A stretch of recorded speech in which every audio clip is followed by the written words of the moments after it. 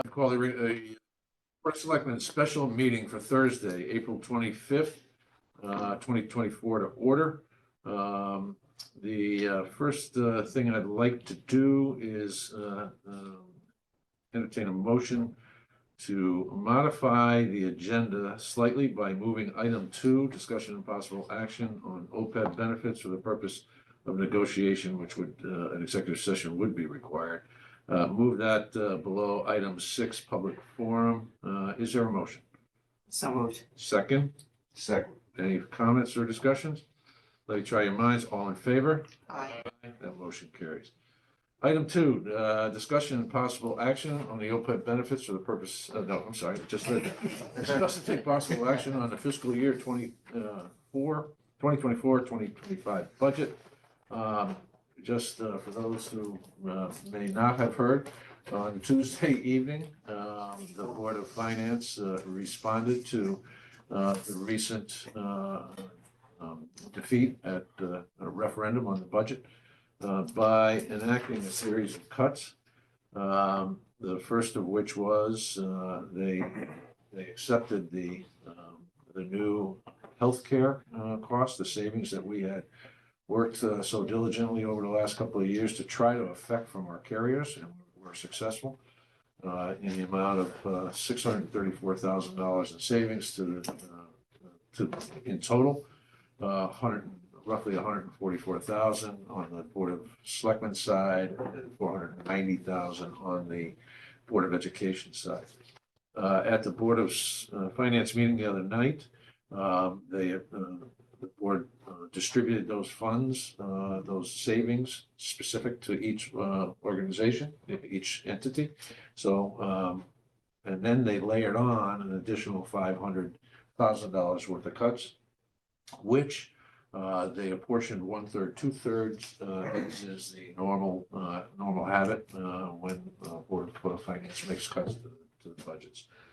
So the effect was an additional $165,000 over the 150 estimated 150. So it was a roundup on both sides. We've been asked to come up with roughly another $165,000. Thanks to MJ's great work yesterday with the department heads.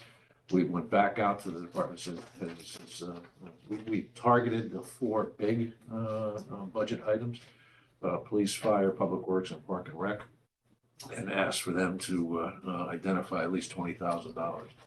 And you have before you a budget document, which for those who might be interested online, the employee benefits budget reduction will be a total of $200,000. Medical 150, as discussed moments ago.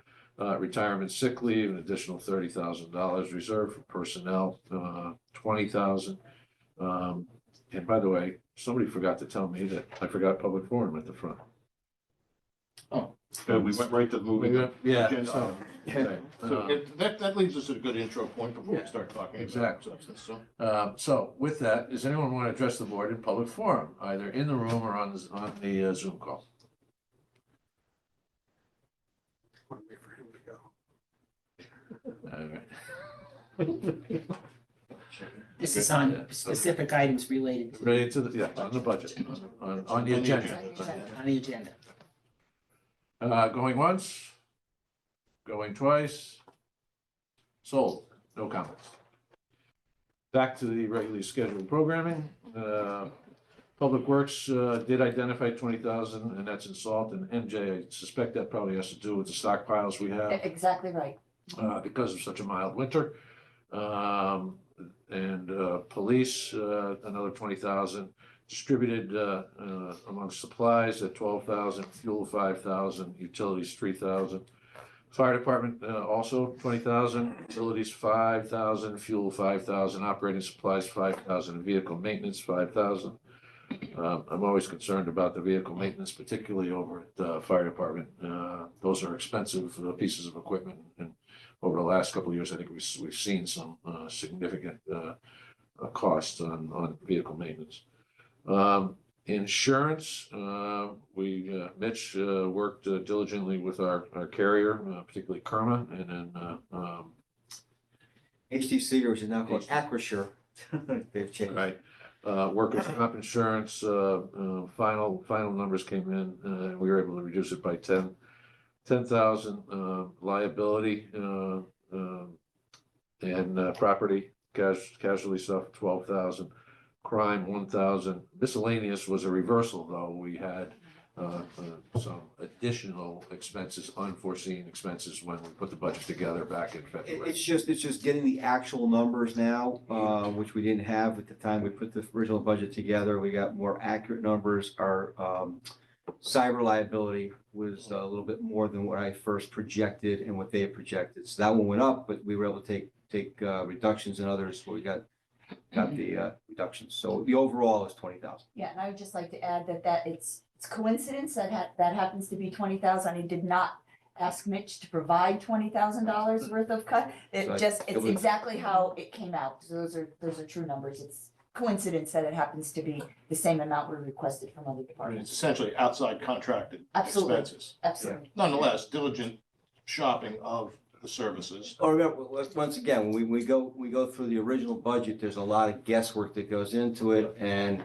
especially with the workers' comp and the LAP, when we're able to get more accurate figures, we get closer, so there's a ability to look at more exactly what it'll be. And the exact numbers were a little bit less in each case and what I had put into the budget. But in going through that same exercise, we found another one that was actually higher than what I originally thought we all thought would be. So based on actual quotations that have now come in. Okay, we have not reduced our cybercrime coverage No. whatsoever. This does not No. change any of our coverages. It just provides us updated in the similar way with the medical, how the Yeah. closer you get to July, the better your numbers are. Now that we're here, obviously back in, December when Mitch had to put together the original budget, they were mere estimates. That's and just now based on these are- last year's. Right, and these are more actual numbers. If I could quote a long time, well, it was a long time ago now, one of my other favorite finance directors, Andy Potashny, who used to remind me that budgeting is an art, it's Not a not a science. science. I know that wasn't an original. Nope, that's, Andy, but, and particularly these insurance line items, which are experience modification based pricing. And the farther you go into the previous cycle, i.e. now we're through, basically through April. they have better numbers to work on. Could have gone either way. it could, Yeah, it absolutely could have gone either way. As you We've can had see- years where it has. Yes. As you can see in the one line item that went up, Yeah. so. Park and Recreation provided a couple of options, creative thinking, one of which was, as you see, option one, part-time wages, 9,000, field maintenance, 3,000, maintenance, 3,000, building maintenance, 5,000. And then the option two was capital, which was to pull out the Bittner irrigation and sod project, move it to 2026, which would have affected about 60,000 in savings. Again, I'm loath to cut capital. We've been trying to commit to a minimum amount and to grow that capital line item each year. And I had requested operating reductions. Operating reductions. Is there anything specific on the maintenance? Because I know they had HVAC issues over there. Is there anything specific in building maintenance that they cut $5,000? I think that's just general maintenance, Yeah, not just- project specific, correct. because we Exactly had, right. we had allocated funding for the HVAC and then the elevator. Just some rug replacement in there. Yeah. And with cutting the part-time wages, does that mean that starting next year? No, I I'm seeing know, this for the first time, so I don't even know where that's coming from. I know, and So- if they lose It's- that, then It's probably positions. Could be. I just don't know. So, the chairman of Park and Rec was concerned with that, reduction as well. But the department head was comfortable taking that out. And let's not forget, they have opportunity to access to the program funds to supplement anything that may be reduced. Although in Pam's defense, Pam has been very aggressive in utilizing the program funds as is appropriate. well, I guess if Pam, I mean, she's obviously looked at this I'm always protective of wages, but if she thinks that she can do that, then we can do it. I don't, this is not taking, reducing what we're paying people, it's the number of hours. No, I really- yes. It might be the summer maintenance, I'm guessing, that's Yeah. probably where there's the most give. Right, it's not cutting anybody's hours, no. So I'd just like to say Pam is away in a conference and she immediately responded, even though she was away and worked on this. And I know, I see Laura's on the call as well. I know she discussed it with the chairman. And like I said, Laura, as chairman, I won't speak for her, although I am, was concerned with that as well. And like I said, Pam was, confident she could work within that, so. Great. Okay, you didn't, I don't think you asked Pete for I did. 20,000. You asked him Oh, for no, 20? no, I originally asked him for 15 and then told him I only needed 5, Right, so okay. he did well. And again, that's always a crapshoot,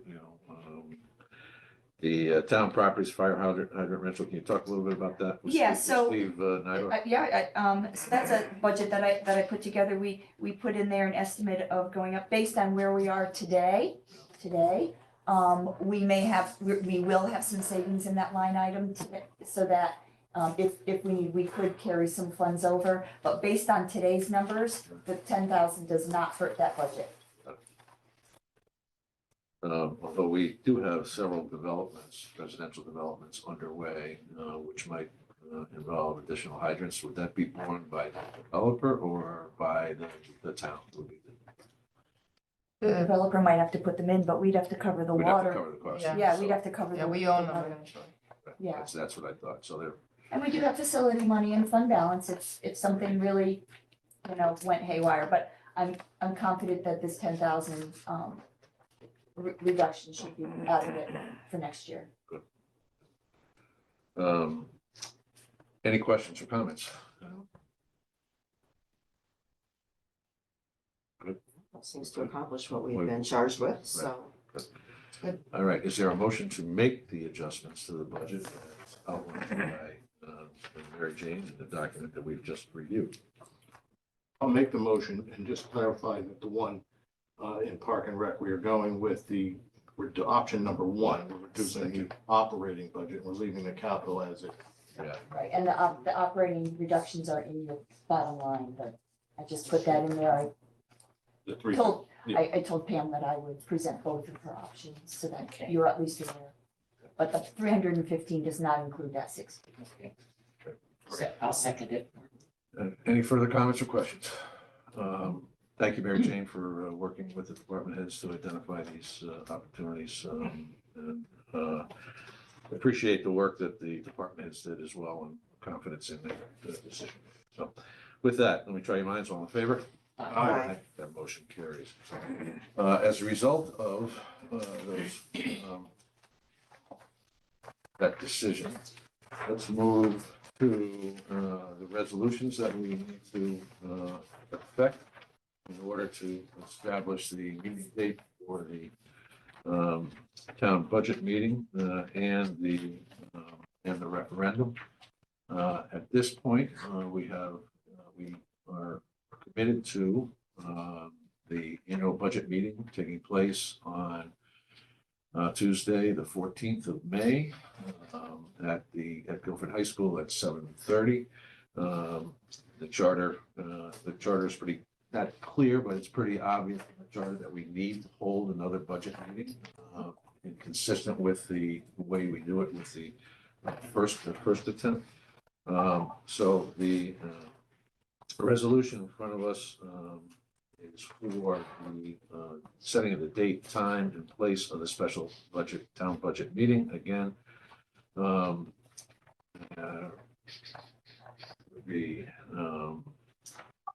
as well as the referendum on May 21st, 2024, standard hours, 6 a.m. to 8 p.m. So is there a motion to set both the special town budget meeting for the document we have in front of them? Yeah, I'll make the motion. Now, second, Second. any comments or questions? Questions? Yeah. I don't see a time on there. Yeah, let's see. We're adding it. 6 a.m. to 8 p.m. Seven thirty. Oh, May 14th. So we're amending this, the document we have, to seven, I think I did say 7:30 earlier, but that's 7:30 PM. It's at the top of the call. That's the call. Yeah, that's the That's next, the, that's the second Second one. resolution that we have to vote. I can both. Yeah, one at a time. All right, so we have a motion and a second on the resolution to approve the date, the time and place of the special town meeting. Any further comments or questions? I have a comment question. The second resolution describing the conduct of the budget meeting, as far as the 20 minutes of debate occurring before. That's the second resolution that we're going to pass. Oh, I'm That's- sorry, we're not doing them all together. No. Okay. I thought so too. We're I doing the apologize. second. Yeah. We're doing the second, so. All right. All right. Folks want a little time to read through it again? Is that what I'm? Yeah, just give us a second. Yeah. I apologize. This was Yeah, that's, hot off the presses this morning That's from fine. Matt Ritter, so. okay. While we're doing that, the reason that we are not doing something sooner than this is we have some statutory and charter requirements in terms of posting. The notice has to be posted, the notice on a warning of the meeting has to be posted at least 5 days before the posted meeting appearing in the newspaper or local circulation, at least 5 days before the referendum itself. So that is why we are establishing dates that we have established. So the referendum is May 21. Yep. And the hour set. The town meeting, we're going to be setting on for the 14th, Okay, needs to be noticed. that's going to be the warning. That's the warning. So that's going to be the second. That's the second item. I'll just note that the question that Sue had is in both resolutions. Yes, And this came from Matt Ritter. yes, it did. Came from bond council.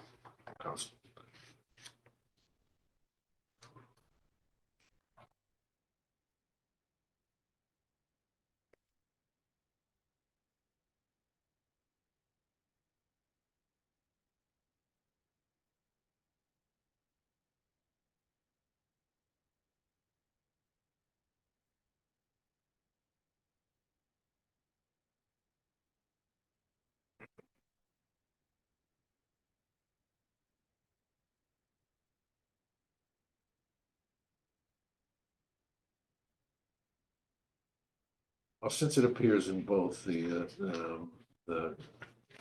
consideration of how we conduct the meeting, we'll talk about that on the as well. The warning of the call, the warning of the meeting is the one that is the one that is most important for this set of discussions. But I'd be happy to talk about it. And let me read it. The second resolve is pursuant to section 7.2C of the town charter, the board of selectmen hereby recommends the following procedures for the orderly and efficient conduct of the May 14th, 2024 special town budget meeting.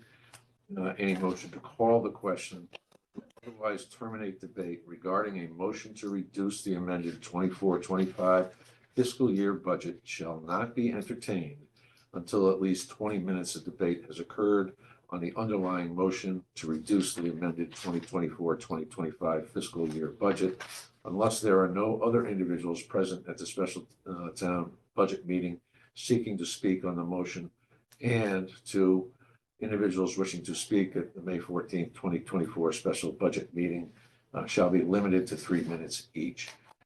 This was inserted into this document and the process based on the feedback that I received and many of us received from the first budget meeting, which was the call of the question on the reductions to the Board of Education prior to any commentary from the public was entertained. So what this does, this ensures the opportunity for those who may have opinions different from someone wishing to utilize Robert's Rules of Order, and calling the question prior to any discussion or debate on it, that precludes that from happening. With the, go ahead, I didn't mean. No, that's right. With the 3-minute limit, I mean, the situation we had at the last meeting where the town suggested cuts have to be, That's a good question, Charles. I had the exact same thing That's when we the talked about. motion. That's in the Right, motion. that's the motion. That this is only on the discussion on the underlying motion. To make the motion, there is not a restriction. So This is only on discussion of the underlying motion. okay, so this is referring to just the public wanting to have a discussion, Comment. not Comments. comments, Yeah. not when an actual motion is being Made. proposed. Correct. So if I want to make a motion to reduce the town budget, I'm required to state the amount of the cut, but then say where it's coming from. Okay, then after the motion, comments. come This into applies to play. a Okay, to, all right.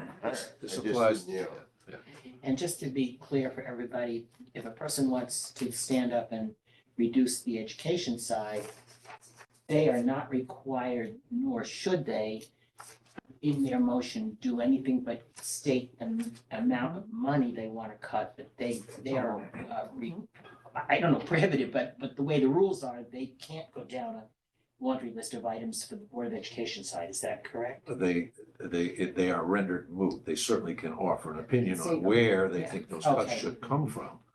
But the motion to reduce is only a motion to reduce at the aggregate amount.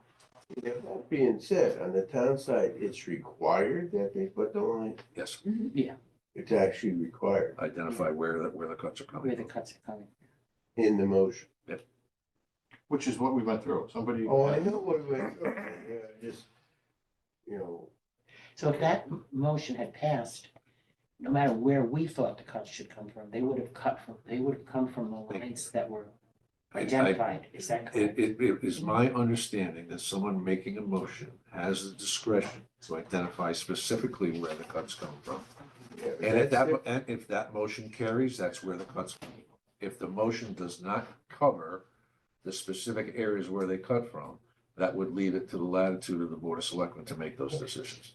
Okay, the reason I'm asking is that at Board of Finance meeting the other night, it was suggested that there would be no increase in the town's budget. Now, if that's the case again, do they have to read every line again, or can they just simply say X? Zero? Again, my understanding is that a motion has the latitude to include pretty much what they want. So they go either way, they Either can way. put an amount or they can Yeah. specify. Pete is on the line. Pete, I know, that you haven't had more than about 2 minutes to start to do some research on that. But Pete, what would your interpretation be? Yeah, my interpretation would be what you had just said, that, you can identify the particular appropriations that you would want cut, but if someone chose to make a motion, similar to the Board of Education, that the town side would be cut by X amount, then they could do that, and the decision about where those cuts would be made would be left to the Board of Selectmen. So I think they can do it either way. Okay. We ought to Good make question. that clear, so that, we don't have to, maybe make that clear prior, so we don't have a unnecessary need for recitation. You got it. Yeah, good qualification. Comment on the resolution. The limiting comments to 3 minutes, I'm all in favor of that, but I don't feel that 20 minutes in total is enough to prevent the situation of people not having an opportunity to speak. As much as I don't want to sit there any longer than I have to, that effectively gives 6 people a chance to get up and speak. And I think it would be better to increase that. Yeah, but it says minimum of 20 minutes, it's So- limited to 20 minutes. Well, Correct. if that means someone at minute Yeah. 20 and 1 second can make a motion to call the question. And it's over. And this, Pete and I have gone back and forth on this. We started with a 15-minute and and then we said 20. and anticipating that we'd have this discussion on what was What approved. number do you think works? An hour. Yes, I understand that. On the other hand, my thought is a motion to call the question is a majority vote. If there's enough people there that want to continue to hear debate on the subject, that can be voted down. If, I'm not sure there are more than six different opinions on this. I mean, we've heard any number of comments about factors of the budget, and it begins to get repetitious pretty quickly. So I'm never looking to cut off debate. This ensures a certain amount of debate. I agree with all that, but I'm willing personally to sit there for an hour and Yeah, in but what favor of we're allowing saying, people to be It's heard. it's an hour unless there's nobody else wants to Of talk. course, yes, Right. that's, So we yeah, don't that's clear. have to. I mean, we Don't have can to hold wait. the vote in less than an hour if nobody else wanted to debate. Yes, I'm sort of in Long time, agreement with Sue. I mean, I would like it longer than 20. Maybe it doesn't have to be 60, but you know, people make the effort to come out, and whether this is true or false regarding to the rules, people feel that they lost their right to speak, even though we have gone through these rules 1,000 times. I think it's better to err on making everybody happy. I mean, they may not be happy with the outcome of the vote, but at least with the outcome of being able to say their piece. I would mention, though, in defense of the way the town runs, there are many opportunities from November on to be heard about the school budget and the town budget. And I would hope that people listening would keep that in mind. This is kind of the last ditch effort for this meeting. And there's so many other times where meetings are devoted to 2 and 3 hours of public comment. where it can be productive. Right, where At there's this still point, it's time not for productive the anymore. people crafting the budget, Right. have time to take in public comment. And so as much as, you know, kind of defend a little more than 20 minutes, there's lots of other minutes in those months, but anyway. The hour seems like a long time on the surface, but to the point of, number one, if there's nobody else wants to speak, we're not required to do an hour. Right. The only other concern I have about the hour is repetitiveness. If everybody's getting up, repeating the same thing over and over again, that becomes a struggle in some respects. But Sandy's point, I mean, I guess I would be prepared to donate an hour of my time to listening to the public. I was concerned about the requirement, because I think that could be a stretch. And then maybe we could just ask people to limit the repetitiveness. And let's remember that this would be an hour for each motion. So it could potentially be motion to reduce the town side, hour, motion to reduce the Board of Ed side, another hour. So, So in that case, maybe the answer is a half hour for each side. That gives a full hour on the overall budget. and remember, we are extending a courtesy to ensure that there is an opportunity for people to be Yeah, heard. if it's a half hour on each, because they're basically discussing the same thing, right, in a way. So if someone doesn't get a chance to speak in the first half hour, they could theoretically speak in the second half hour. Is that? Well, I think No, we're what- not limiting to a Right. half hour. We're saying a minimum of a half. They could go for 2 hours. Right, if no one calls the question. Yeah. Let's, want to settle on a compromise, 45 minutes for each? I'm okay You with want a half hour, you want an hour, 45 each? Does that work? All right, is there a motion to amend the resolution to change 20 minutes to 45 minutes per motion? That's your motion. I'll second it. There we go. All right. Any further comments or questions? Whoa. Oops, why isn't it on? All right, any further comments or questions? Hearing none, let me try your minds, all in favor? Aye. Aye. Aye, motion carries unanimously. Item two, the warning of the special town budget meeting for May 14th, 2024, which incorporates what we've just discussed.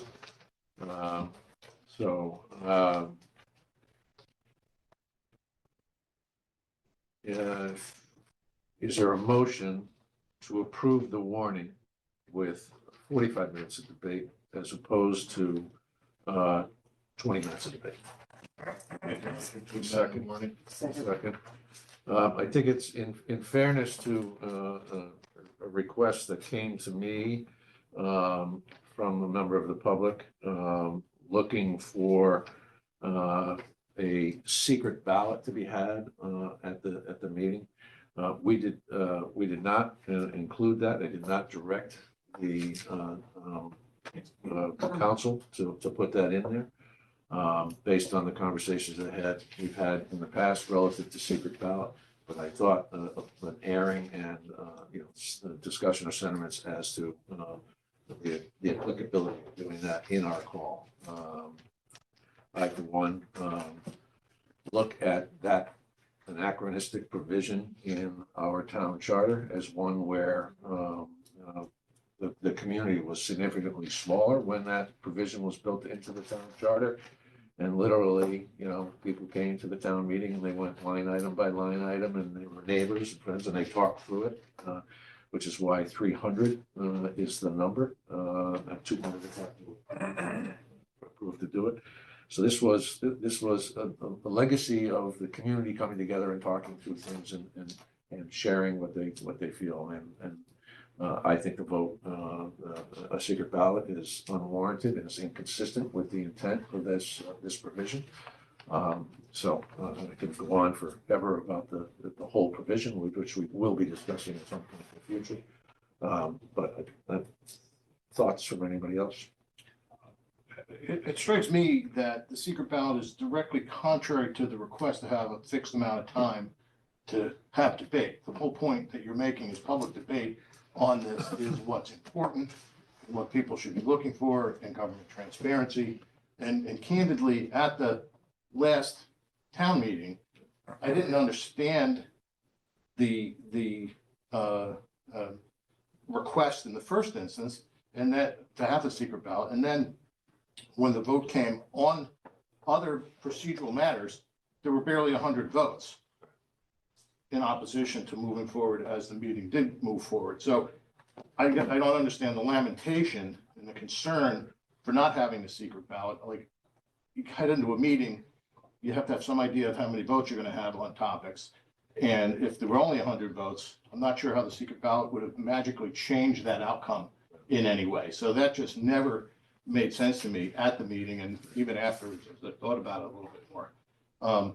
And the whole point of this, I think, is to have courage of your convictions. I mean, I think if people have opinions on the budget, we're only, as everybody said, we're only too happy to hear about them. We're making special accommodations at this point in the process to hear other debate. And we've had, including the time with the Board of Ed, as others have already said, dozens of hours of opportunity for people to participate and give us their opinions. So, I mean, I think the point of the process, both from our side and from the community side, is to throw opinions out and, again, be heard and have the conviction, as I've already said, behind what you're saying. So just to sort of have one sort of specific example, at the Board of Finance meeting, I was a little astounded to hear some conversation about the unnecessary use of social services and social workers in the school system. Okay, somebody's free to make that opinion, and other people are free to listen to that opinion and decide that's exactly wrong.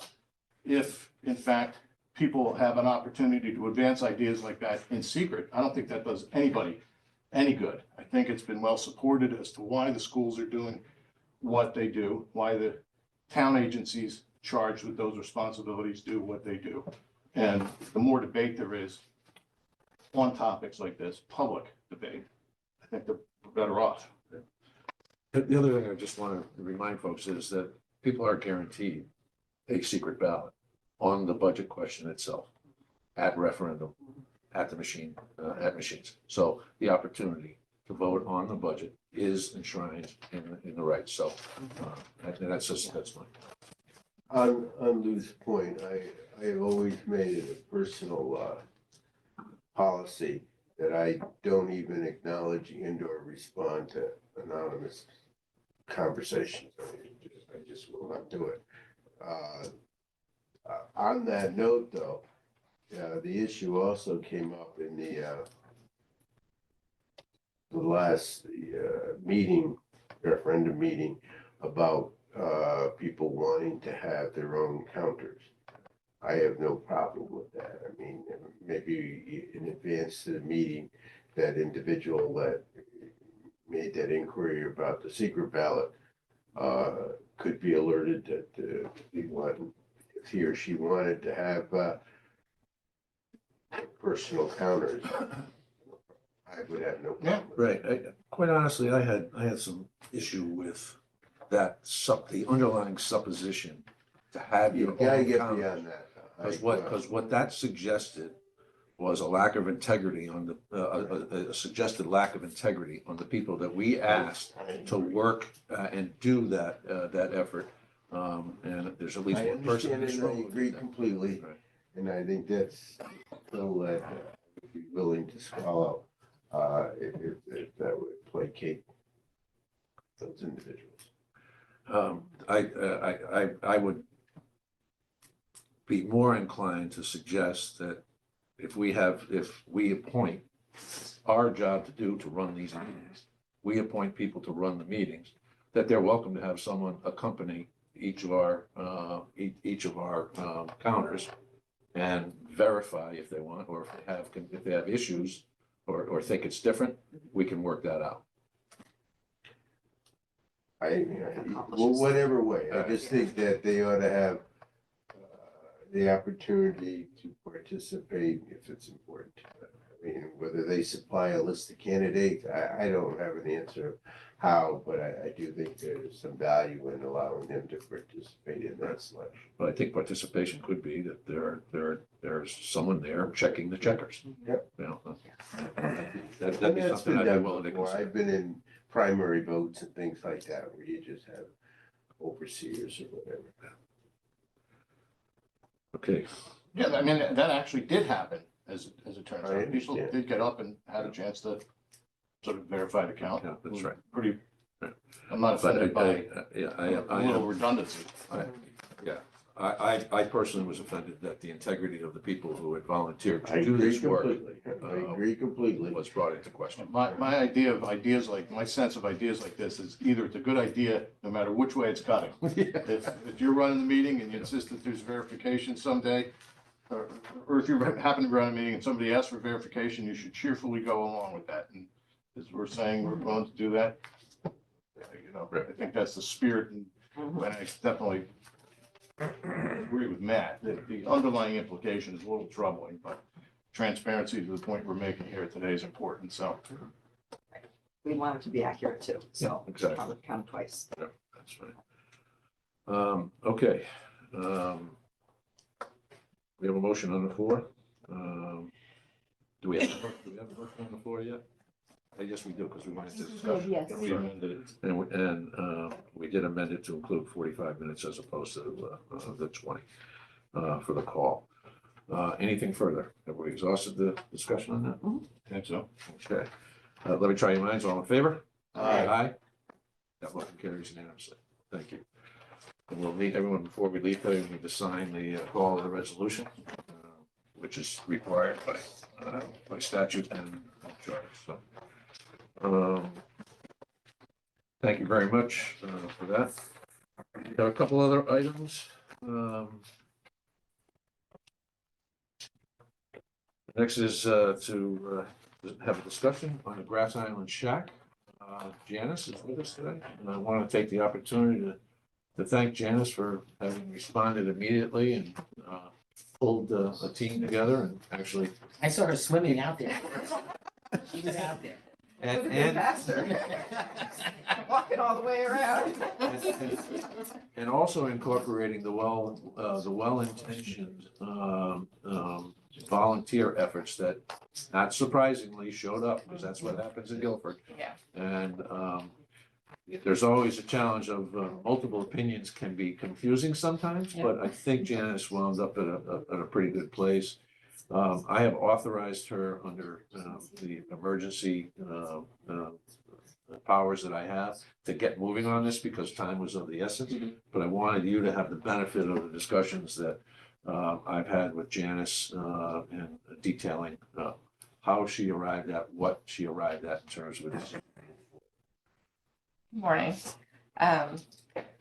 Yeah, so obviously when we had the unfortunate news that the shack had collapsed from its foundation and failing, it was quite concerning, but it seemed like it was at least stable in terms of where it landed. We had the first couple of days after it fell, very high tides, which was a little concerning, but once it made it through that, we were pretty confident that it would stay in place at least for some time for us to, react and get it moved.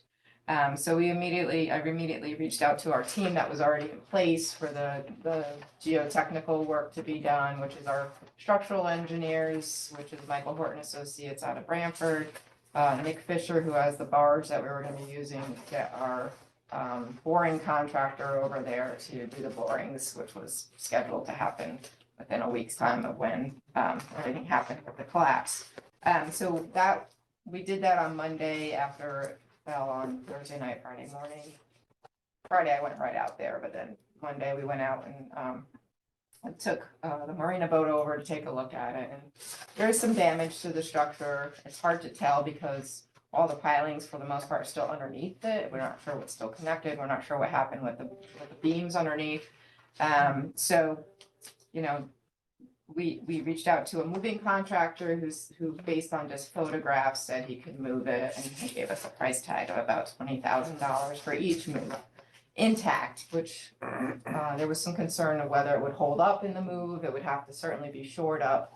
And then fortunately I had Tom Tola of Construction Services reached out to me to say he'd like to help. And then by that was on Monday, and then soon after he also pulled in Mike D'Onofrio from East Guilford Construction. So I immediately made plans that we could take them out on Tuesday, and we went out on Tuesday to look at it. They're both contractors and skilled in working on even historic structures and having moved some smaller structures like barns and things. And so they were agreeable that the porch, the roof and deck is all brand new construction from when the Eagle Scout did his project. The red portion of the building has possibly some original boards or older boards associated with it that also underwent some reconstruction, but we felt that that was really the structure to save, and it's a smaller structure, more of a 15 by whatever, 15 foot like kind of dimension, as opposed to with the porch and roof, it's 30 feet. So, they suggested we just, dismantle it so that we can secure the red portion of the building and move it up, and they offered to do it for free.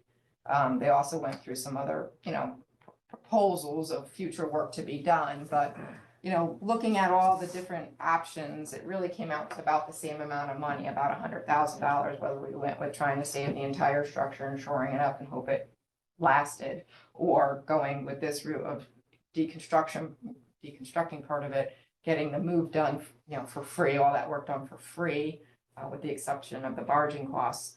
And then having the ability then to place the smaller structure on the new foundations and then build it out into the porch and deck. And then there's also the hope, so that we also felt that it was a more of a grassroots effort with that option. And there's the possibility of maybe some other folks would come forward to help with future labor costs with rebuilding the deck and porch. So I have a breakdown of different costs for materials versus, labor and things. So, we could end up seeing a savings if we go with the route we've chosen. So we, talking with Matt, we felt that was the way to go. And today they're taking the boring contractor out to do the boring, and I believe the two contractors are moving their materials out to the island to start with the dismantling and the moving of the structure. The structure will be moved just up to higher ground. There is still a lot of erosion on, there's more erosion than there was in November, so how much is gonna remain of the island when all is said and done, I don't know. But we intend to put in a deep foundation, that will at least, hold up to, some level of erosion over time. And, so the red part of the structure will be, brought to what is the highest ground?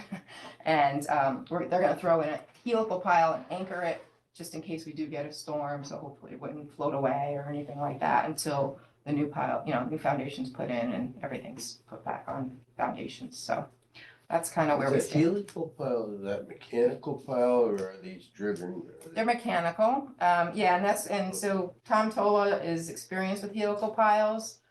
So that's one thing I'm gonna ask our structural engineer to consider. It's a smaller footprint operation, because you use a smaller machine with the attachment to screw them into the ground.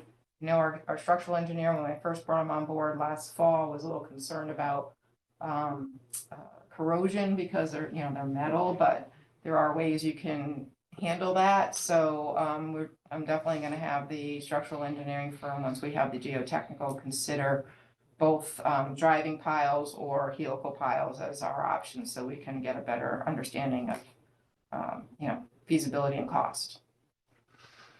I just want to note that additional volunteers have already been realized. I received a text last night from Eric Versilius from okay, E&H Roofing, and I suggested that he reach out to you. Okay, great.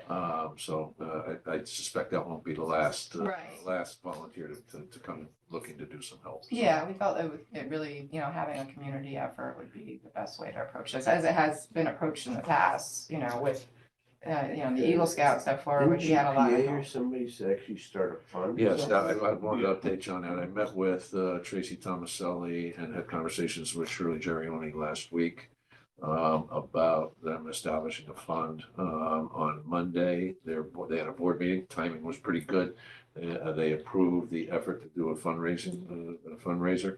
It's not a classic GoFundMe. It's I don't know the mechanics, but I don't think it is like a GoFundMe. But and then I think some of you may know, it was last Friday afternoon. I'm in my office, and George Sullivan walked into my office with an envelope, and opened it up, and it was a $2,500 contribution from the Sullivan family at Guilford Funeral Home, and it was wonderful.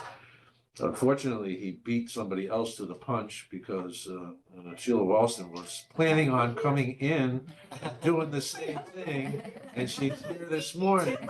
So I think we need to get, if you want to wait, we'll get a picture of you doing that with the entire board. Do it. So I should take you to a Sheila. I saw Sheila It was at. awesome, though. I- It's wonderful. And I saw Sheila at the Earth Day celebration. the Yeah, other day, the Earth and Day. she was like, dang, he already beat me in, so. Mine's not as big as his, though. But That's, it's a donation. that's okay. Anything matters. So, just on the GPA. GPA fund, Board. as of this morning, we were just shy of $6,000. That's all the online contributions. We haven't, they're going to the mailbox today, so I don't know what's waiting for us in the mailbox. And we've reached out all over social media, reached out to the Shoreline Chamber, asked them to reach out, kind of like what we did with Guilford Signs. And we'll run the same program through the GPA funding. So anybody who contributes to the Shack Fund, it's tax deductible. It goes through the GPA. And we have our website is set up so that you can actually click on donate to the Grass Island Red Shack, and we get that record. So we're making sure that we're segregating all of the funds. Excellent. GuilfordPreservation.org. GuilfordPreservation.org or Post Office Box 199. Tip of your tongue. ARPA funds we still have some available if we need to this. We also have some other funds. We have a coastal resilience fund set aside, which I think that might be an appropriate place to tap into, as this certainly it is a result of coastal changing and this is some kind of resilience for at least that piece of it. I think we've got some opportunities, and I'm thrilled to see this grassroots effort to try to raise funds, because it's important to those. And special thanks to the contractors too. For them. I mean, that's their livelihood, so Yeah. they're taking time out of Right. their livelihoods. to do Yes, this. they're donating their time, their equipment, Yeah. they're getting some labor out Very- there. Very important time for Yeah. contractors. And I appreciated the reach out too, there's a lot of comments in social media, but not too many people reached out directly to say, can I Let's help, get or this done, let's, or even ask questions, so it was a nice change to get that phone call. Yeah, I think we as a board ought to recognize that type of thing. Good. I agree. I think there'll be citations and so forth going in the future. But Janice, thank you very much for responding. I know you had a lot of input throughout the community as to what should and shouldn't be done. I was glad to see that with one suggestion where everybody show up, get At 20 2 guys to o'clock. show up at 2 o'clock and move it, could have been a little I dangerous. did go down and check it, there was nobody there, so. It's one thing to move a barn, as the Amish do, move a barn, 100 guys, but it just. Well, what I was afraid of was the permitting process. I could imagine, 200 people on the shore there.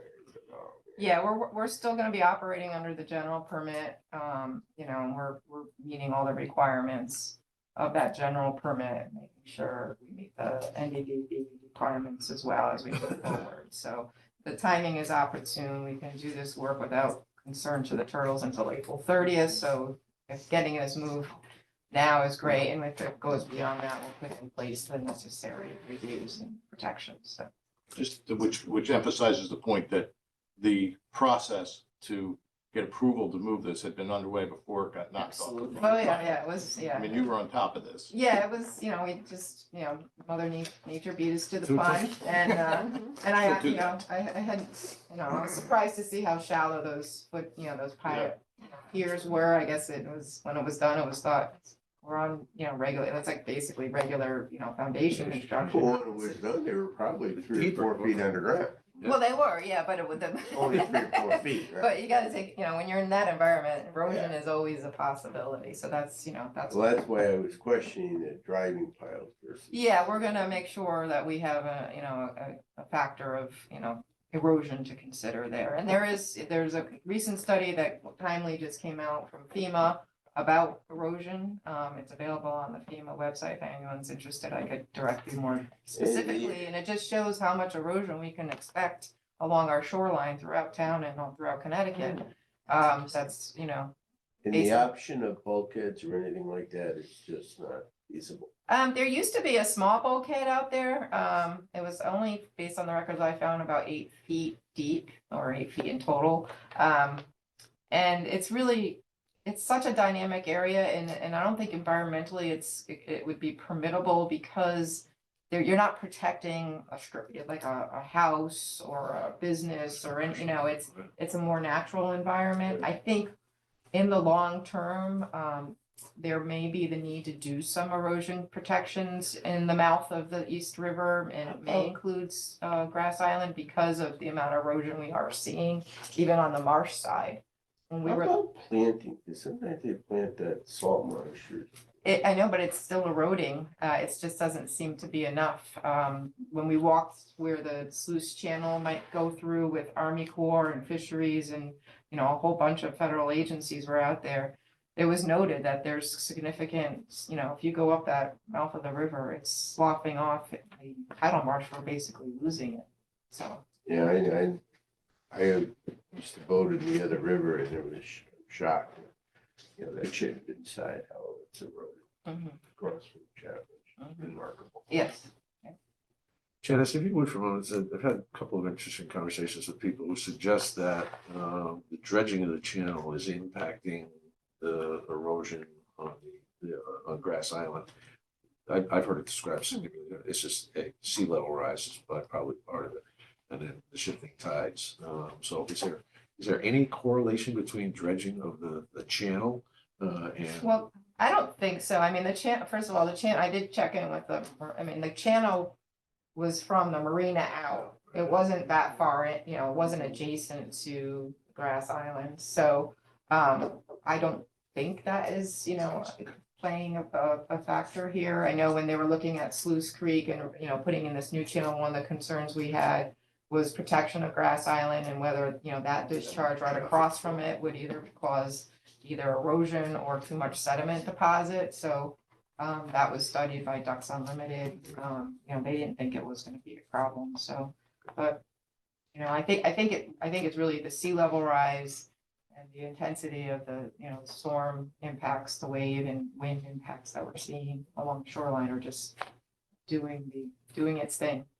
We've spent a lot of time on this, and thank you so much. It's so helpful. But when people say sea level rise, can you just comment on what that means exactly? I mean, water obviously goes up and down, it's tidal. Like, where do they measure? When they say it's risen, what do they measure, if you know? Yeah, Put it's you on the gonna, spot. so it's basically saying the state of Connecticut has adopted 20 inches by 2050, I think. I might be wrong on the exact date. Yeah, it is, it's 2050. Yeah, so it's, they've Which is around the said, corner. yeah, so they're saying that over time, we can expect, not will, but can expect to see up to 20 inches of sea level rise, meaning that at the high tide, you're gonna be 20 inches higher. At the high tide. Yeah, at the low tide, you're gonna be 20 inches higher too. So I mean, basically the sea level is gonna rise at all tides, 20 inches higher. So, at low tide, water might be where there was a beach, it's gonna be now at a wall maybe, or, at the edge of the road, or at the edge of your lawn, or whatever the situation is. And then at high tide, it's gonna be even that much further. So that's what it means. And so obviously you think about some of our low-lying areas that are close to underwater at some of the high tides, they will definitely be underwater at high. Basins that are pumping on the green today. And Tuesday evening prior to the Board of Finance budget meeting, Janice and I were at the DOT presentation on the Route 146 management plan, which includes accommodating and, acknowledging and accommodating some potential actions for the sea level rise on 146. And as you are pretty well aware, 146 is a primary access route for some of our highest yielding properties in terms of taxes. And being able to secure access to those areas is going to be essential for the economic health of this community. So, anyway, Janice, thanks for your work on the. No problem, thanks. All right, next item is the act on request to place a sign in the green advertising the Guilford Pride event taking place May 18th, 2024. There's a rain date of May 19th. The sign placement is for 5/4/5/19. It's being sponsored or asked. The person responsible to sign is Sarah Salato, who's on, I believe, is on the call. Sarah, welcome. This is the second annual Guilford Pride Parade. And is there a motion to approve? So, A second? Second. Any comments or questions? Let me try your minds. All in favor? Aye. Sarah, look forward to working with you on the details of the parade. Okay, now we're public forum. Anyone wishing to address the board in public forum before we go to executive session? I have one update I just wanted to mention, only because it's still fresh in my mind and I'll probably forget the next time we get together. At the Board of Selectmen meeting where we approved the additional funding for 595 New England Road and the project, I've had an opportunity to have a direct conversation with the Chair of the Board of Education, Katie Balistraci, and Dr. Freeman. Both say this is still an integral part of their long-range planning and their operational goals. Katie will be bringing it up at the Board of Education meeting on Monday, where they're going to be talking about their cuts, where they're making their cuts. So she intends to bring it up there and gauge the level of support from the entire board, not just Katie and the administration. So, all right, you got it. Okay, public forum. Anyone wishing to address the board in public forum? Hearing none, is there a motion to go into the executive session for the purposes of discussion on OPEB benefits for the purposes of negotiation? So moved. Second, Second. let me try your minds, all in favor? Aye. That motion carries. We need- MJ, Mitch, thank you, Tim, for being here. Sheila, would you like to take a picture I with the would entire love to board? Is there a motion to come out of executive session? So moved. Second. Let me try your minds, all in favor? Aye. Aye, that motion carries. In executive session, there were no motions made, no actions were taken. And that would seem to conclude our business for today. Is there a motion to adjourn? So moved. Second. And let me try your minds, all in favor? Aye. Aye. Aye, Aye. that motion carries. Thank you all. Well done. Yeah. Lou,